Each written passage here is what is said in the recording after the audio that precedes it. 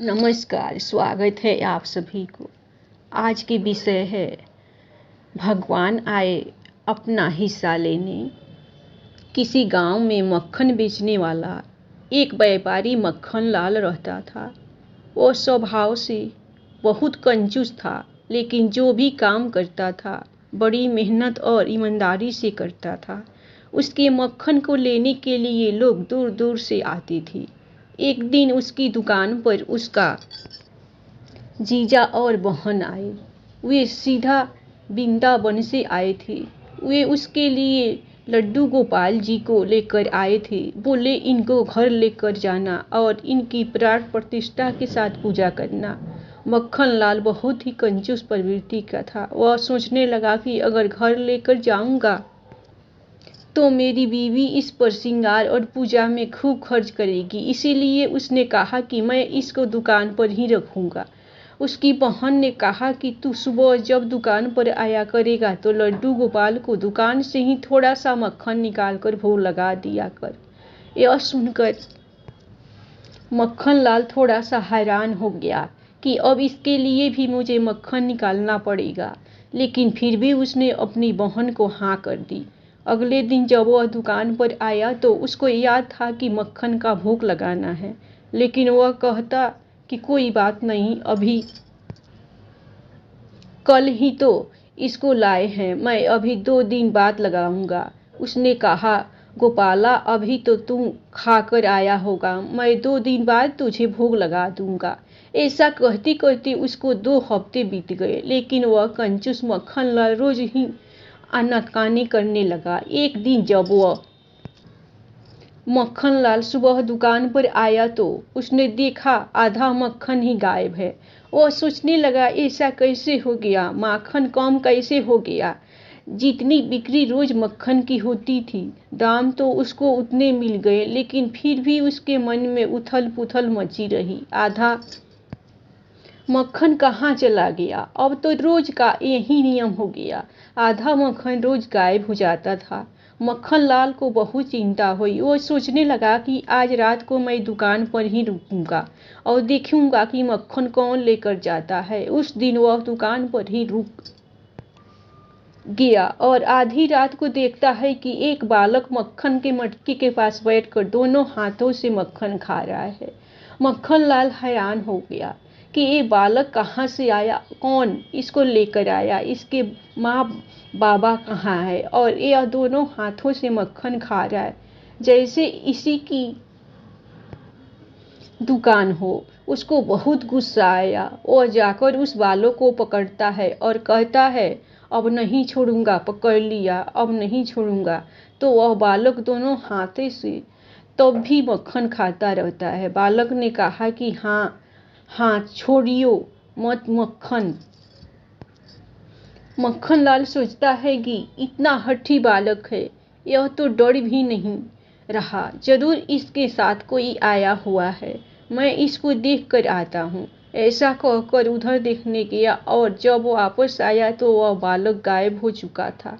तो मक्खन लाल को बड़ी हैरानी हुई।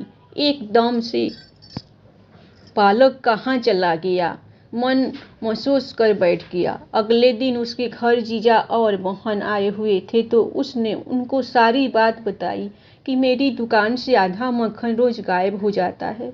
उसकी बहन बोली, ऐसा करो, आज अपने जीजा को साथ ले जाओ और देखो कि कौन सा चोर है।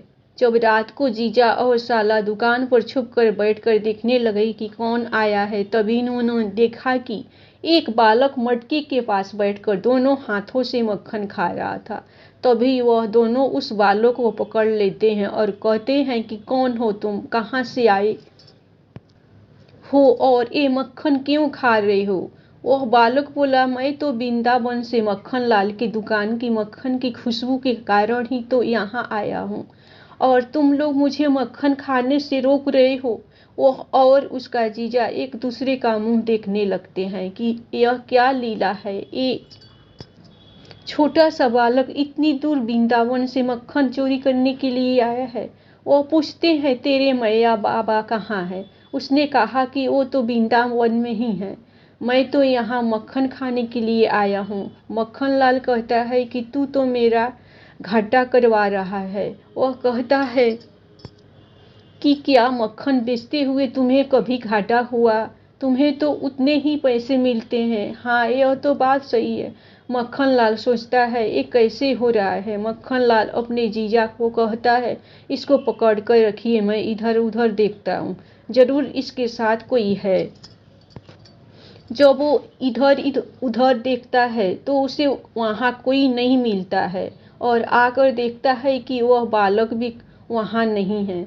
जीजा को पूछता है कि बालक कहाँ गया, तो वह कहता है कि मुझे नहीं पता चला कि वह कहाँ चला गया। तभी उनका ध्यान लड्डू गोपाल के मुख पर पड़ता है, जिनके मुख पर बहुत सारा मक्खन लगा था। वह देखकर हैरान हो जाते हैं कि अरे यह तो लड्डू गोपाल की लीला है, जो आकर यहाँ मक्खन खाते हैं। मक्खन लाल और जीजा धन्य धन्य हो उठते हैं कि लड्डू गोपाल जी ने तो साक्षात हमारे मक्खन का भोग लगा लिया। जीजा ने कहा कि मैंने तो तुम्हें कहा था कि इनको रोज एक कटोरी मक्खन का भोग लगा दिया करो, आज तूने नहीं लगाया तो देखो वह अपना हिस्सा अपने आप ही ले लेते हैं। मक्खन लाल कहने लगा कि मुझसे गलती हो गई, मैं तो ऐसी इनकी लीला जानता ही नहीं था।